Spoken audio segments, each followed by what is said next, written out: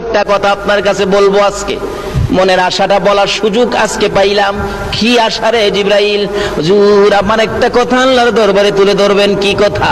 আপনি নবীর উম্মত যারা হবে, আপনি নবীর আশেক পাগল যারা হবে, আপনি নবীর মতো নবী পাইয়া যারা আপনার কথা মতো জিন্দেগি করবে, আপনাকে ভালোবাসবে, আপনার আশেক পাগল উম্মতের জন্য আমি জিবরাইলের একটা দাবি, হাসরের জমিন যেদিন কায়েম হবে, আদা টুকরে যেদিন সূর্য থাকবে, পুলসিরাতের 30,000 বছরের রাস্তা ফুল যেদিন পার হতে হবে, হীরার চেয়ে দাঁড় চুলের চেয়ে চিকন হবে, নিচে জাহান্নাম থাকবে, ওই বিপদময় মুহূর্তে আপনি নবীর উম্মতের জন্য পুলসিরাতের ফুল পার করে দেওয়ার জন্য আমি জিবরাইল 600 নূরের পাখা বিছাইয়া দিতে চাই।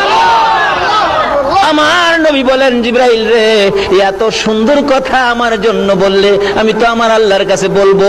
সঙ্গে সঙ্গে আমার আল্লাহ বলেন, বন্ধু গো, আপনার উম্মতের এই দাবিটুকুন জিবরাইলের পক্ষ থেকে যা করেছে আমি আল্লাহ এখনই কবুল করে নিলাম।